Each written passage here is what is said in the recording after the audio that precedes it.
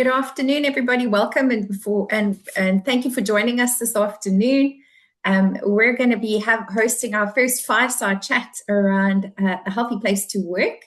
Welcome, John. Thank you for joining us this afternoon. Hi, Amanda. Good to be here. It's so lovely to actually have a bit of a public conversation about the things that you and I are both passionate about. So thank you for the opportunity. And thank you for everybody joining us this afternoon. We're waiting for a couple of people to join us. As we do, I'll share the housekeeping twice. For those who are first, thank you so much for your patience in this regard. So we're hoping to, in the next 45 minutes, really have a constructive conversation around a healthy place to work. I've asked John to just kind of tell us a little bit about how they are doing and, like where the data points are coming from and how big it is. I know that's important for so many of us. We'll be looking at a whistle-stop tour around big things that impact a healthy workplace. So what does that look like? And then John will be sharing with us some insights about 2 case studies. Just how does that impact the bottom line? And what I'd like to encourage you to do is please pop your questions as they come into the Q&A. If we have enough time, we will absolutely deal with those. If not, we will get back to you personally. So really, thank you for joining us and welcome. So make use of the chat and we will get back to you, as I said. So as we look at a healthy place to work or building that, John, could you just tell us a little bit how is it going with Healthy Place to Work? How long have you been going and where do your data points come from? Wow. You see, this could take the whole 45 minutes, let's be honest. I know. So how do I do that? Yeah, okay. So it all started in 2014. I was at a conference in the States. A guy called Jeffrey Pfeffer from Stanford University put up a slide, and the slide said workplaces are killing people, and worse, nobody cares. Now, obviously, Amanda, you know me, I'm Irish, I'm cynical. I was kind of going, maybe they're overplaying it here. But he started to share data points, which was terrifying, really, about the effect that negative, toxic workplaces were having on people. And he talked about it even in Japan, where they have a thing called karoshi, which is death by overworking. The stats around it are horrible in terms of the effect that it's had on people. So we were sort of saying, I wonder, has somebody created a global model methodology or brand that you can actually certify against to help people kind of get their heads around this area and to try and turn unhealthy workplaces into healthy ones?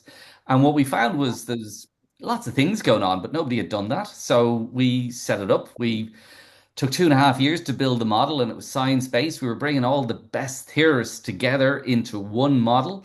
And we were blessed because we had fantastic organizations like Salesforce, British Telecom. In the Irish context, we had Leia Healthcare. The first ever organization to get certified was the IRFU in Leinster Rugby. They then went on to become world number 1 at rugby. So we take absolute responsibility for that. Of course. And then what we were been told by the clients were this is giving us a different data source that we've ever had, different cut of data. And it was really interesting because it was highly correlated to performance. So, for example, the things Salesforce came back to us and sort of said they never saw the link between self-efficacy and high performers, but they did the analysis and they were sort of saying, hold on a second, this self-efficacy thing is really important in terms of recruitment because people who have that level of agency and belief that the decisions matter really are the ones that perform. So that was kind of really fascinating. And we then took it global. So we went to different countries, like we launched in Mexico. And that was really interesting because in Mexico, I went in to do a book launch there. We wrote a book called Make Work Healthy. It was published by Wiley in the States and translated. But when we went to Mexico, I thought I was going into a room of, let's say, 200 chief people officers or HR people, but they were all medical doctors. So over there, once you're a certain size organization, you'll have a medical doctor on staff to keep people healthy and to get them back when they get sick. So they take a completely different approach to it over there, which I thought was fascinating.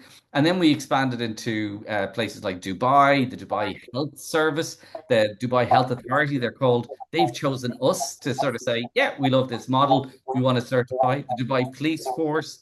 Loads of organizations all over the world. So that's given us a huge data set. And suddenly we're starting to see what things are going on. And coupled with that, we have this Work Healthy podcast that you can go to. It's called Work Healthy. But because we're based in Nova UCD, what's really interesting is when we get in contact with these brilliant people like Amy Edmondson, from Harvard, talking about psychological safety, they seem to think we're sort of maybe professors in University College Dublin. So they agree to talk to us. And we go over there and we've met so many people, and there's such fantastic content that we're able to then bring that all together. So, and then we built a tech platform so that people can just get really, really fast results. And we give them the power to slice and dice their own data. And they love that, because where this whole thing falls down is when people ask employees what their opinions are on certain things, and then they don't get any action. That's just a killer. People Yeah, yeah, fatigue, but it's not survey fatigue. It's just a crap system.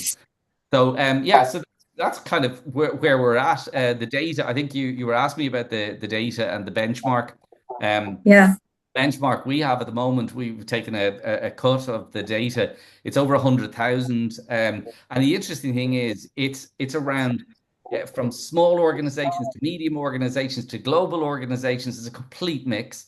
In terms of industries, obviously we'd be a little bit top heavy with tech, and they're hugely into this because obviously it's important, and for them in their industry, because they need people to be really innovative and productive and the like. I know every industry needs that, but particularly they're at the cutting edge.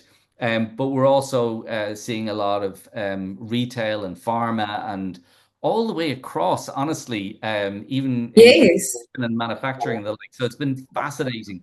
And thankfully, it's interesting that there isn't a huge difference in different geographic territories. This stuff is pretty universal.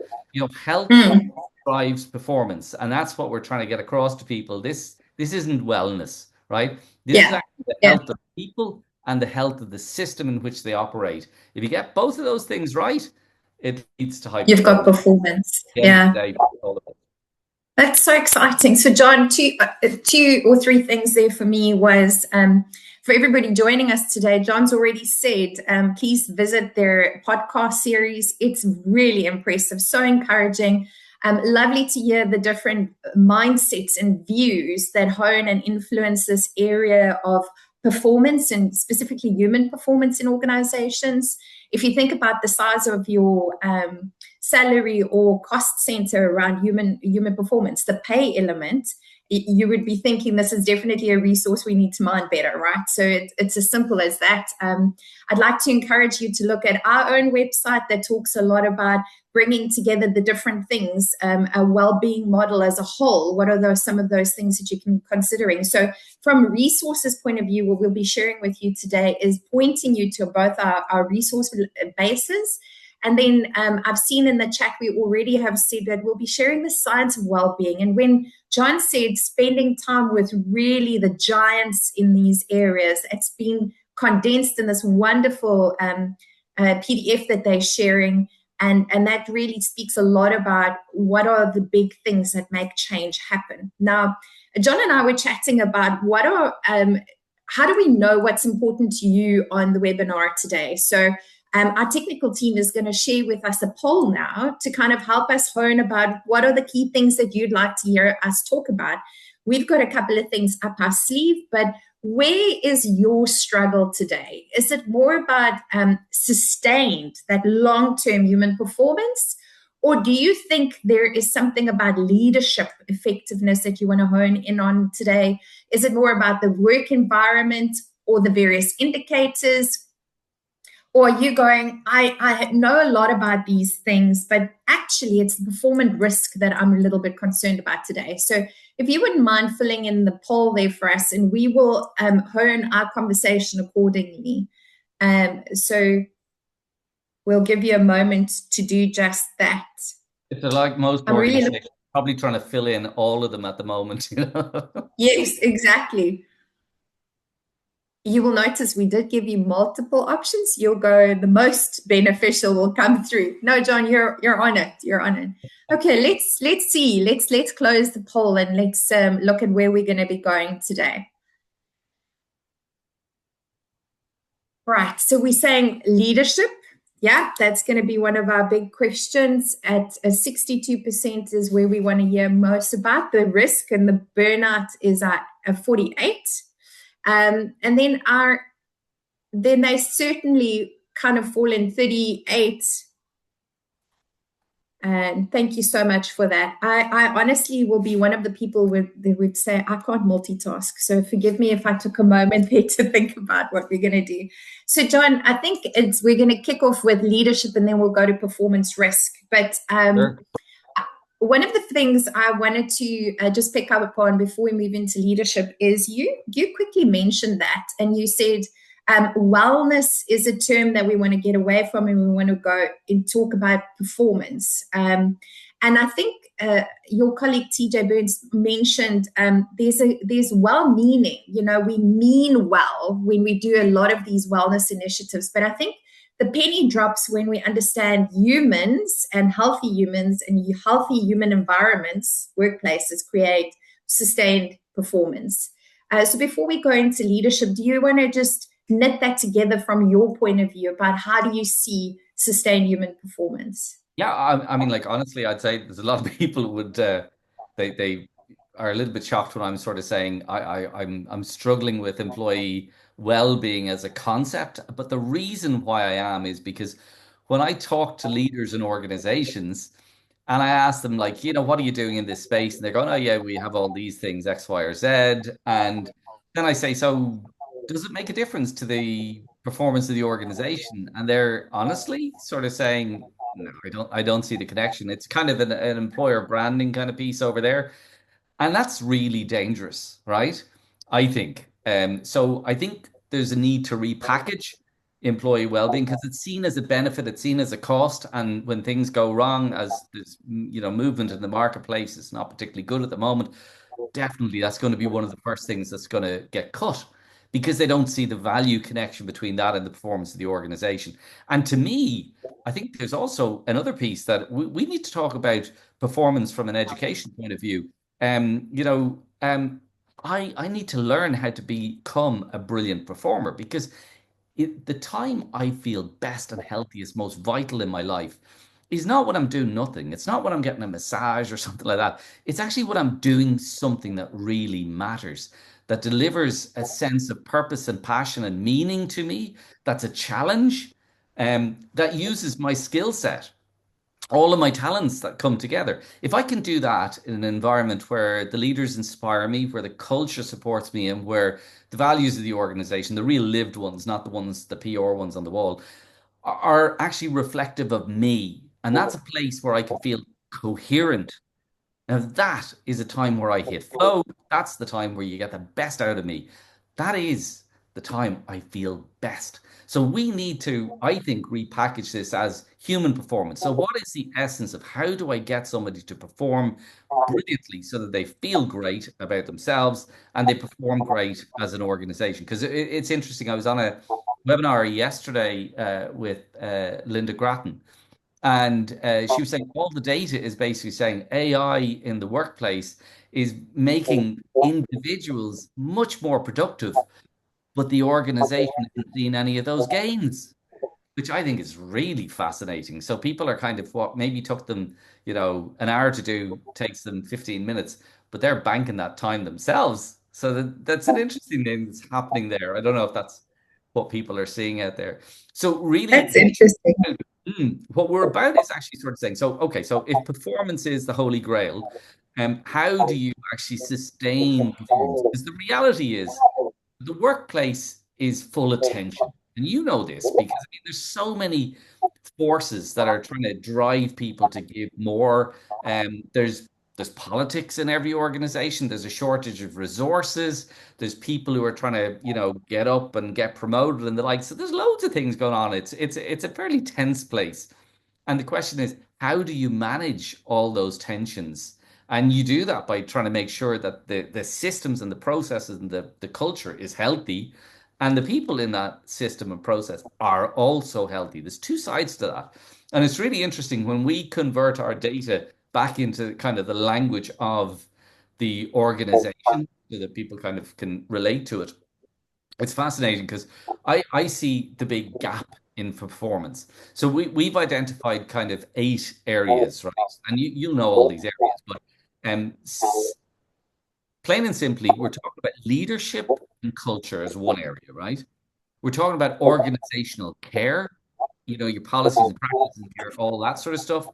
We're talking about manager and peer support, individual capacity. This is now these guys, everybody turning up and been ready to perform, control and demands, alignment, career and development, and flow and effect. And it's fascinating when you actually run those numbers through that and compare to the benchmark, it stands out a mile where your gap to performance is. It's in one of those 8 areas. Mm. Can manage to jump in there with precision and say, actually, this is where it is. So it's not about introducing a new policy on X, Y, or Z because you see something on LinkedIn and wouldn't this be nice for people? This is actually saying this is our biggest performance issue in this organization. Now we need with precision to actually manage that area. Yeah. I think you've just reminded me. I'm a fan of your system. I think your the Waves system is phenomenal. And you mentioned earlier slice and dice exactly in the area where it is. I think with the various dimensions, you can go into a department and kind of go, well, how are my young parents doing? Are they getting enough rest and sleep? So I think that's a dot connect for the performance risks, which we'll talk about. But I think those data points and the gift of it being uniquely for your business, in your business, what's important, where is it, and it's not like you say, what's the flavor of the day outside of my organization, but what's important and pertinent for my organization, what's our next step for a healthier choices as we go forward. It's not only Amanda, your organization, but it's trying to get really granular because what's happening in one team could be completely different to what's happening in the other. The problem with Correct. averages, the classic thing, that on average people have 1.999 legs. Now we know on average everybody has two, but the reality is averages lose context and insight, right? Whereas if you can granularly go down to each team, each division, each department, and really find out actually what's happening there is that there's a manager gone rogue or something like that. Whereas over here, the demand's been placed on these people because resourcing issues are under pressure. That's a big issue. Or over here, and it's trying to Yeah. understand that. And it just gives you that sense of, okay, I've got my finger on the pulse. I know what's actually happening here. This isn't a game. This is serious. Yeah. Yeah, that's really amazing. So I think if we head into the key areas of our attendees today, I'd like to talk to you about leadership effectiveness and what you guys have seen around it. Specifically, what leadership behaviors have you seen make the biggest difference in creating a truly healthy and high performing workplace? So, the first organizations ever to come to us, and you'd kind of sort of say, so why have you kind of turned up? And oftentimes it's because the senior leader of the organization has had a health issue, be that a mental health, a breakdown, or whatever. And that's so leaders by their nature. It's funny. It's when you start talking to them about their own health and their performance. That's where they start to get interested in actually this is a tool to drive organizational performance because they kind of go, well, actually, yes, my own health is affected. And what we find is some of the most unhealthy people in the organization are at the very top. And the reason for that is because they have this link that they're paid loads. So therefore they kind of feel they have to sacrifice their own health because they're paid the big bucks, which is a disaster. Because from all these brilliant athletes, there's an art to this. You can't just go 100% because you're going to, negatively, your performance drops. So it's really interesting when we get in front of, the senior leadership teams. Half of them will probably have a wearable device, and the other half are asking them, "Oh, what's your wearable device tell you?" We have the data that tells us that the biggest presenting issues for those senior leaders, number one is sleep. Most of them aren't getting enough hours, and the quality that they're getting is poor. Second one is heart rate variability. That's the best detector of stress. And what is clear that the analysts can actually identify if they have your data for a month, they can tell where the C-suite's board meeting is. It's the day before. That's where this heart rate variability goes through the roof. And then the likes of recovery. Those leaders don't know what recovery is. They think it's a bottle of wine on the Friday night on the couch, and it's not. It's multiple moments of recovery during your day if you want to be performing brilliantly. So the practice that those leaders who are getting this right is that they're becoming role models, really good, healthy role models for how they operate the business. So I'm not talking about sort of, sharing a picture of them in Lycra going out for a cycle at the weekend. Nobody wants to see that. What I'm actually talking about is what is the worst behavior that they're willing to accept in the organization from the top performer before they turn around and go, actually, stop that, because that's an unhealthy behavior. It's not working. It's toxic. So it's those kind of calls that they make, and also the elevation of it's interesting. One of the case studies I'll talk about is an organization they call wellness as a separate thing, whereas they completely changed that and they made it this. They built a strategy around health and performance, and they linked it into the organizational strategy. So when the leaders of the organization can talk about health and performance as a straight line to the performance of the organization and the business metrics, that's where it really works. So, and I suppose there's a top line one. Do employees believe that the senior leaders actually care about the people in the organization and their health? Because what we find is if that's a strong correlation, well, then they'll care about the organization. Whereas if they believe that the senior leaders just see them as a number and discretionary and sure, after we'll just, fire you and recruit somebody else, well, then they stop caring about the organization. And that's Yeah. really, the whole thing starts to slide. So it's really important that leaders are authentic, that they really do care about the health and well-being of their people, and that they see the link between performance and the health, and that they then become absolute role models for healthy behaviors themselves. Brilliant. Thank you. That's really well summarized. And it really underlines how health and your perception of a health as a senior leader actually becomes the culture of the organization, which is exactly what we're saying. That's really amazing. Thank you for that, John. I suppose just to link into when that doesn't happen, I suppose the performance risks become real. So, in your experience, what are the most common risks, and what proactively can one do to identify and mitigate those risks in an organization? I mean, I think the biggest risk is where something comes at a complete shock to you and a surprise, but you should have seen it coming. Okay, so the identifiers are there early. So what we're talking about is lead versus lag indicators. Most organizations are operating with lag data. So, retention, attrition, sickness, or whatever. Some organizations aren't tracking some of this stuff, which shocks me really, because you ask them, like, what's your sickness level? And they're kind of going, "Oh, too sure." I mean, that should be just there. But just because people are in the organization doesn't mean they're not sick, because presenteeism is through the roof. Like, so there's a lot of things going on, and really the ability to be able to have lead indicators which actually give you a sense of where it's going. And if you're tracking this and you're doing, a trend diagram, and you kind of go, okay, we're seeing something here that it's telling us that anxiety levels are growing in the organization. So for example, we'd ask a statement about appetite. Do you have a good appetite? And people are often saying, like, what has that got to do with anything, right? But the reality is there's five key indicators with regard to anxiety levels. Number one, like if you see the energy levels of people drop, that's number one, right? By itself, not a big maybe issue, a little bit of concern, but couple that with your sleep. Your sleep starts to really be affected. And then the optimism levels, which we're also checking for. Your sense of the future and positivity around your career and the like, if that starts to just go off, and things that maybe used to give you a sense of joy don't give you joy anymore. And then that appetite, you start to suddenly not really be interested in food anymore. all of those things coming together. Whoa, that's now telling me that there's anxiety in this division department. It could be the whole organization. And I'm seeing this and I'm going, this is the start of something.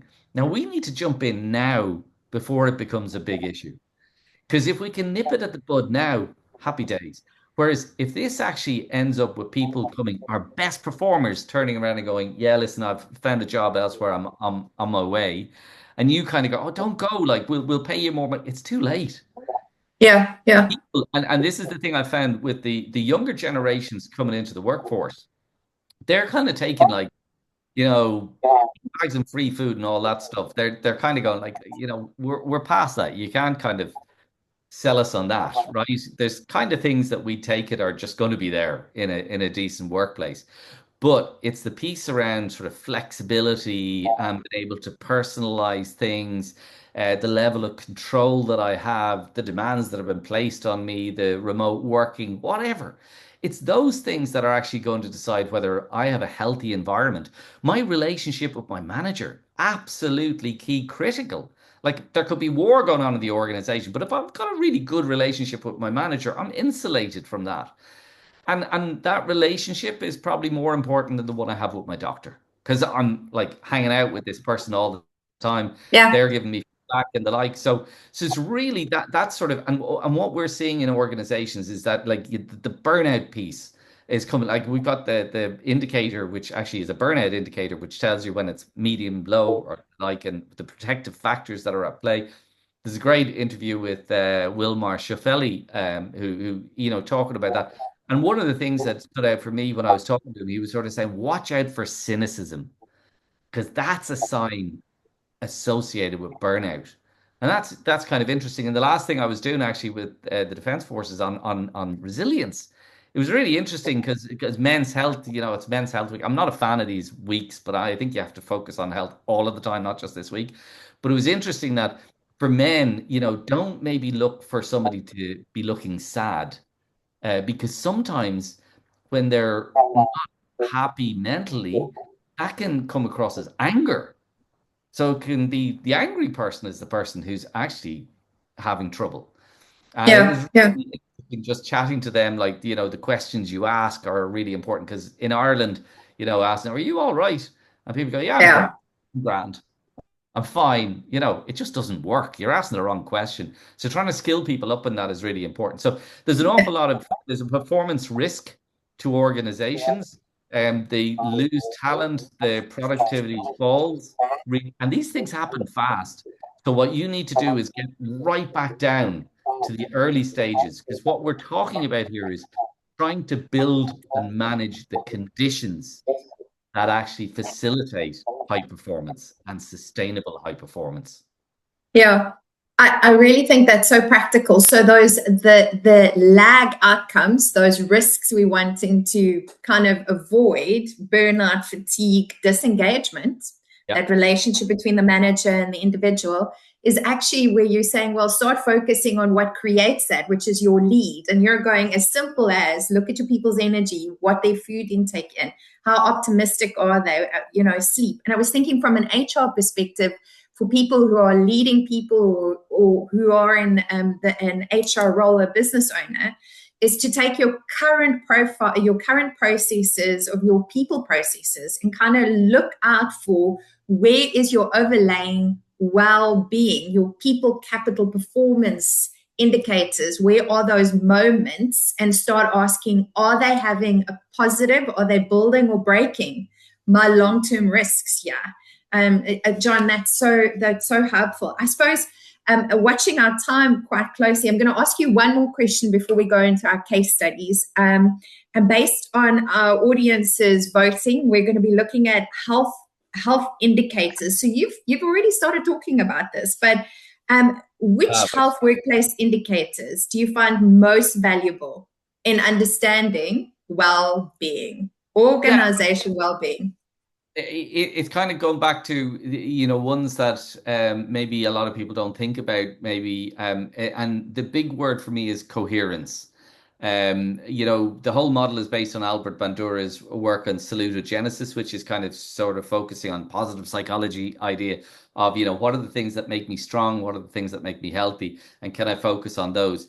And deeply understanding who are you as an individual, because there's an environment that you actually can thrive in, but there's an environment that is going to be a disaster for you, right? And like I often sort of say, like I can do maths, right? But maths kind of hurts my head at times, right? Difficult maths too, right? So if you put me in an environment where I can do it, I'm gonna be miserable, right? It's gonna be hard work. So are we recruiting the right people into the right role? It worries me a little bit where organizations kind of put themselves forward, employer branding, like everybody can be happy here, and you're kind of going, no, they can't. There's particular jobs, particular roles that suit particular people, different cultures, different environments, different leadership, and the like.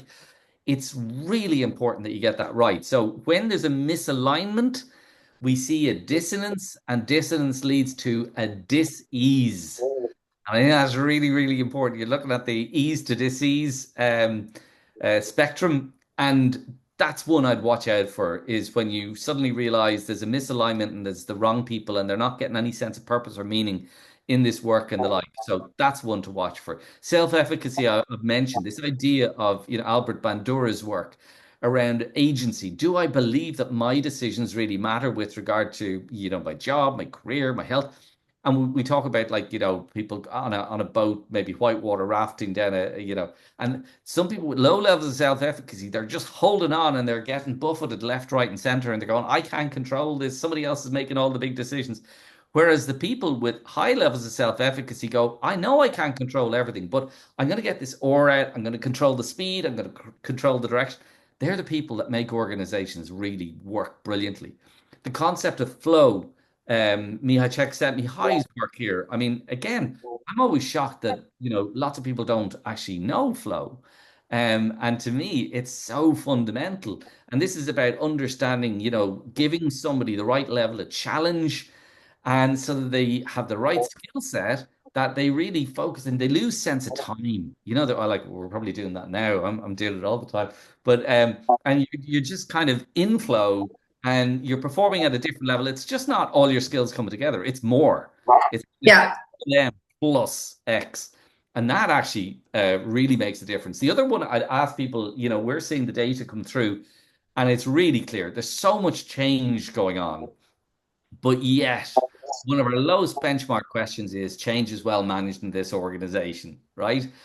Honestly, organizations need to get their act together with regard to managing change, because if you don't do that, it creates misery throughout the whole organization, and we see it, and it Yeah. Yeah. and permeates everywhere. So please up your game with regard to your ability to actually manage change, because we're living, it used to be 10 years ago, people were talking about VUCA, volatile, uncertain, complex, and ambiguous. We're on steroids, VUCA on steroids right now, because it's like it's mad. People don't know what the hell's happening with AI, because they don't understand it. They're using, Yeah. I don't understand it. That connection has been lost. That's a bit of a dangerous situation to be in, that there's this machine doing stuff and you're going, how in God's name is that doing that? So Yeah. they're kind of some just of the many things Yeah. I'm seeing in workplaces that I think people should kind of just, focus on. And obviously learning mindset and the like is another area that I think you can focus on too. Uh, Yeah. Performance management, if have to, lots of people kind of go, is that really connected with health? Role clarity, the bum.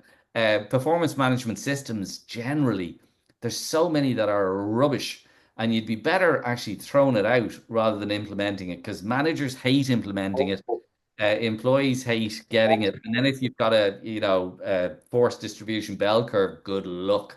You just have to make sure to get on a team of really poor performers if you want to get your bonus. Like, seriously, we're going to have to completely re-look at that whole area of performance management. It's important, it's critical. So we need to get it right. So yeah, So that's I'm just having a good laugh. I'm thinking that if performance management, to your point, if it's not working, I'm a firm believer if it's working really well, it can be a massive differentiator. Oh, 100%. But I think what you've just underlined and bold and italic there, John, is the role of a manager. It doesn't matter which level of a manager, if they are somebody who can articulate and invoke purpose, bring people to meaning, absolutely make sure somebody believes they have agency. That middle manager or manager role, so team lead, supervisor, manager, whatever it is, it feels like if we can have them understand how to create a healthy space in their team and you multiply that around the organization, you might be onto something special in your environment because it is a leader role. It's somebody who can create that safe space for people and really impact it. As you were saying, your manager relationship is actually far more important than your doctor, you know? Yeah, you look at organizations all over the world, they're taking out the management layer because they don't value it. Whereas in one organization we were dealing with, I think it's really interesting, they've changed their bonus system. They're now giving 50% of the bonus to the manager based on the health of their team. Brilliant. I just think that, so suddenly now that manager who used to kind of go, how are you doing? Are you all doing well? Yeah, great. Now on to the results. Suddenly that manager is going, how are you? Like, because that really matters, you know? Biggest resource in the business, right? Yeah. Yeah. Build it into the Um, system. so, John, I want to quickly move on to giving you an opportunity to talk about one of the case studies you might like to bring out. And I was just really thinking if you could maybe share how, in one of your case studies, just to make it practical for our participants today, is how the client data made a difference in their organization when they were looking specifically at leadership or systems effectiveness. How did that come about? So if you could just maybe give us tell us a bit of a story around how that insight and how that changed the world for them. Yeah, I mean, like there's so many. To me, version one, the Irish company, and they're global now. They're it was really interesting. They were in competition with Google for talent, right? But they couldn't pay the Google rates. So they actually came to us to talk about sort of, how can we get a differentiator here by creating a healthy environment that people actually like. So that was really interesting. So obviously running the data highlighted for them, oh, okay, there's gaps, right? And we're not where we thought we were. And the like, and maybe the well-meaning piece was, as you say, not well-being at that start. But what they actually realized then was, hold on a second, we've got a bunch of initiatives. And in some cases, it's really fascinating when you're running the data with organizations because HR and the wellness people believe that this is a fantastic program. And suddenly then you ask the people what are the programs they value, and it doesn't show up at all. And they're kind of going, I can't believe people haven't mentioned the X, Y, or Z program. But people have to realize that the things people value can be very, very different from the things that maybe HR are putting forward in terms of how they put things forward. So the big piece with regard to that was there was a disconnection between what was really valued by the employees and actually what then flowed through into the performance of the organization. So what they also realized was the managers and the leaders maybe weren't particularly bought into this. This was something like that Mm. HR do or the wellness team do. It was kind of delegated. Whereas there had to be a full re-education of the leadership to actually understand the connection between health and performance. So I think that was kind of really interesting. So it became much more strategically connected to the business outcomes, and people could nearly make a one-to-one connection with that. I'm always taken by Procter and Gamble in South America. They ran the program where they gave everybody a health check, but the trust levels were so high, the individuals gave their personal health data to the organization. So it had the cholesterol, it had the heart, the works. And then they ran the survey assessment and the perception of the employees. And then they had the performance data for every single team. The healthiest teams were the healthiest people the healthiest performance. It was a one-to-one correlation. It was amazing. So then you actually saw version one going the digital route. Also then realizing that what they needed was a kind of global model.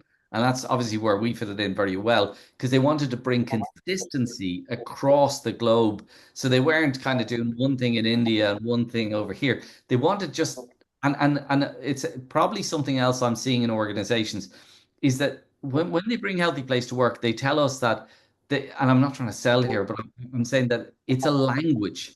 It's a language. So, for example, being able to talk about, whether or not the environment is psychologically safe, having the language to talk about the demands been placed on me, the control, the purpose, the meaning, whatever it is, having that language with the court service, they tell us the language has changed over the last 5 years and people now can discuss those different items. So it's been really interesting to see the organization. Boy MIT, another kind of case study that we did with them. And again, the consistency, they grew from being quite small to much, much larger. They're taking on different businesses. And the leader there, it was interesting. He was sort of saying, when they're acquiring a new company, the company always says, "Oh yeah, our culture is great," but now they're able to run the model, and actually they get the data, and they kind of see, okay, it's not as good as you thought, and it's actually not a fit for us, so we're not going to buy them. So you're kind of going, wow, they're using the data in that way to decide what they buy and what they don't buy. But in terms of then trying to see, okay, fitness, for example, Dubai, please. I love this one because they have the best gym I've ever seen in my life, right? It was going by this called the treadmill and it had an anti-gravity suit on. It's all about, getting people back to work after having an injury and the like and the rehab. It's brilliant. But in their comments were these things called, we really love our gym walls. And I'm going, what is a gym wall? I've never heard of a gym wall. And I asked them, and they said, well, lots of people don't like going to the gym. So if they're not going to go to the gym, we're going to bring the gym to them because fitness is one of our lowest benchmark questions. People say they don't have the time. So they're building these little walls in the corner of each department where you can go over and you can lift a few weights. You can do resistance bands. You can take out a yoga mat, whatever. So you do your multiple moments of recovery through your day. Every sort of, hour that like you can slip over and do that. You're building in. This is the integration of those things that are really important to driving people's health on multiple levels, but you're doing it in the workplace. You're not sort of saying, isn't it a pity people don't have the time to be fit outside the workplace? They understand it's Yeah. really key critical performance of the organization. Gee, that's really interesting. So again, going, and it's almost like a golden thread for me today is for each organization, the difference was what did my data say?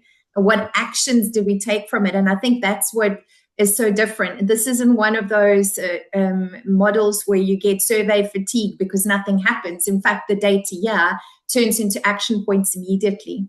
Thank you so much for those case studies and just quick like whistle stop tour about where the data actually had such a great impact. We do have one question and I want to honor it in our last minute of us being live. Now we're in an Irish culture and sure I'm grand or how are you is no questions. So the question is, what is the right question? And thank you so much for Lauren Ann who put that to us, is what is the right question and how should we approach colleagues in addressing and kind of really finding how they are? Yeah, in the last minute, John. Yeah. I could show you the slide deck from the previous thing I did. If only I could talk up now, because there's a couple of firm examples. But it's like, hey, listen, you don't seem yourself today. What's going on? That's completely different. That's giving people the okay. You sort of say, listen, I know you're under a lot of pressure. There's a lot of demands on your job. If there was one thing we could do this week to make things a little bit easier for you, what would it be?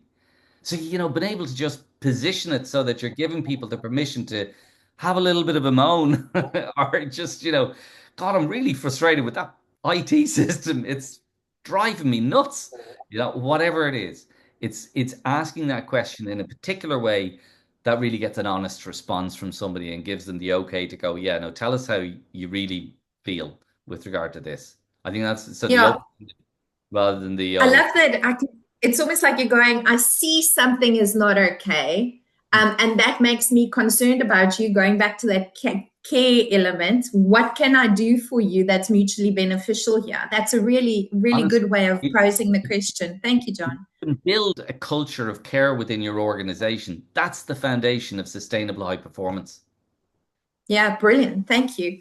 So, John, I can't believe, I think we did, to your point, go into flow. We're at the end of our session. I just wanted to thank you so much for the participants and John for your time today and helping our Pleasure. organization becoming a little bit healthier each day.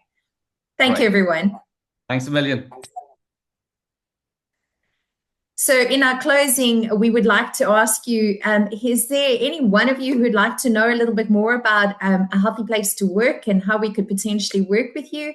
Please just let us know and we will be in touch. Yet again, thank you so much for your time today, and we hope you have a good afternoon further. Goodbye, everyone.